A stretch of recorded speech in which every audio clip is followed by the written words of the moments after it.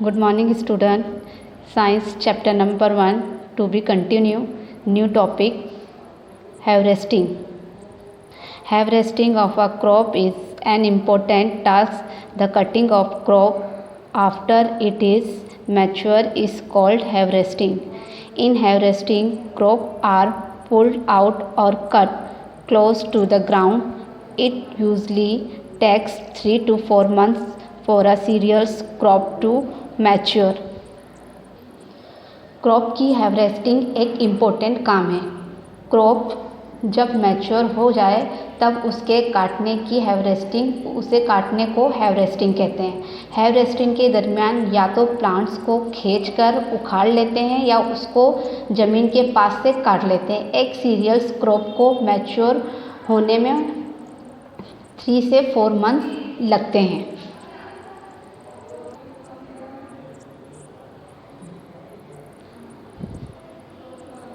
From the chaff, this process is called threshing.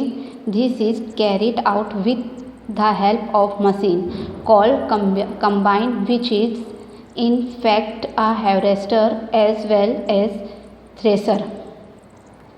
अपनी country में सिक्किल की मदद से हाथ के जरिए हार्वेस्टिंग किया जाता है या एक मशीन का यूज़ किया जाता है जिसको हार्वेस्टिंग कहते हैं. काटने में आए हुए क्रॉप्स में से सीड्स चेप में से अलग करना होता है, उसको थ्रेसिंग कहते हैं.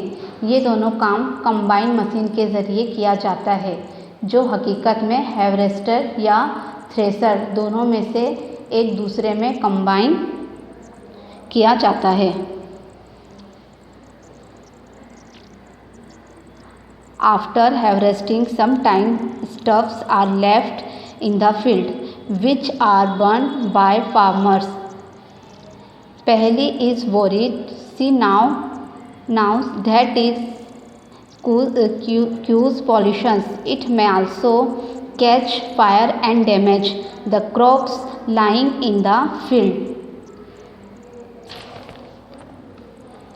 हार्वेस्टिंग के बाद प्लांट्स को स्टफ कब फील्ड में ही रह जाते हैं जिसको फार्मर आग लगा देते हैं. पहली ये टुकड़ों को जलाने में सोचती है. ये जानती है कि इसकी वजह से पॉल्यूशन होता है. इसलिए फील्ड में रहे क्रॉप्स को आग लगाने में भी खतरा है.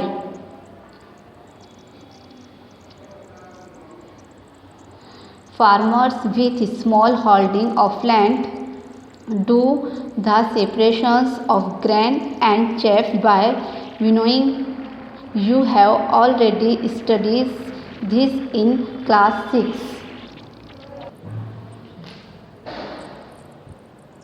छोटे फार्मर्स अनाज के दाने को विनोइंग जैसी एक्टिविटी के ज़रिए अलग करते हैं.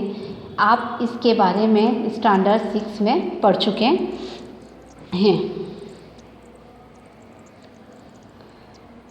स्टोरेज.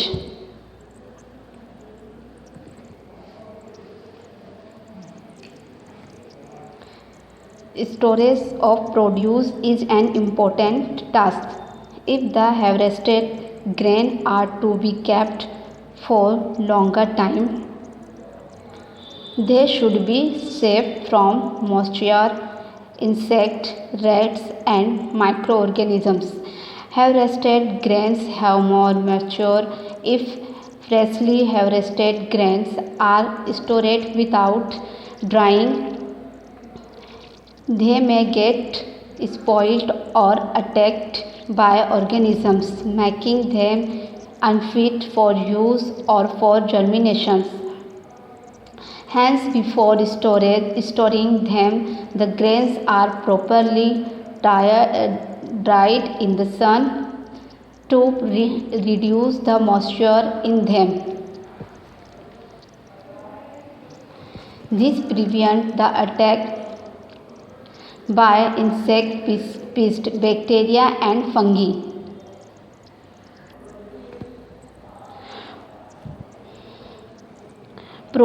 प्रोड्यूस की स्टोरेज एक इम्पोर्टेंट काम है जो धनिया क्रॉप्स के ज़्यादा टाइम तक रखना हो तो उसको भेज, इंसेक्ट, चूहों और माइक्रो ऑर्गेनिज्म से सेफ रखना पड़ेगा।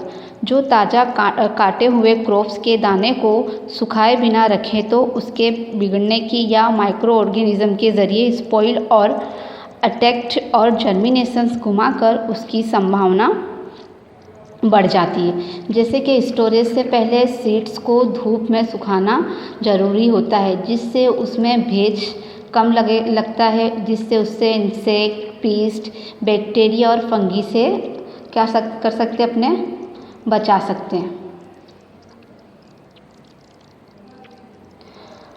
I saw my mother's putting some dried neem leaves in an iron drums containing wheat. I wonder why.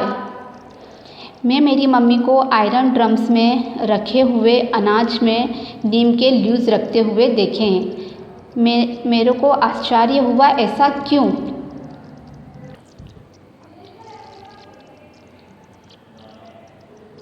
Farmer store grains in judo bags or metallic bins. However, large scale storage of grains is done in silos and granaries to protect them from pests like rats and insects. And B. Farmer grain को store bags, metallic beans और large scale पर grain का storage silo या granaries में किया जाता है, जिसे चूहे और इंसेक्ट से बचा सकते हैं। Dried neem leaves are used for storing food grains at home. For storing large quantities of grains in big godowns, specific chemical treatments are required to protect them from pests and microorganisms. सूखे नीम के leaves को grain storage में use करा जाता है।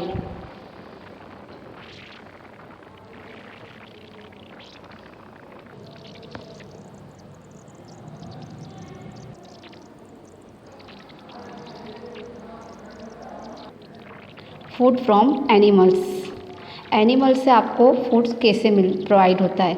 Make the following table in your notebook and complete it. इसको आपको आपकी नोटबुक में बनाए, जैसे यहाँ पर आपको दिया है फूड और sources.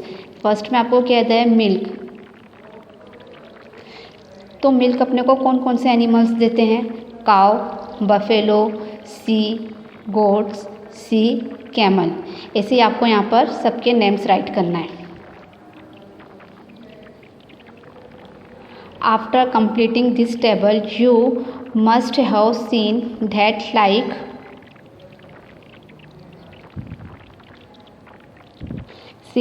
like plants, animals also provide us with different kinds of food. Many people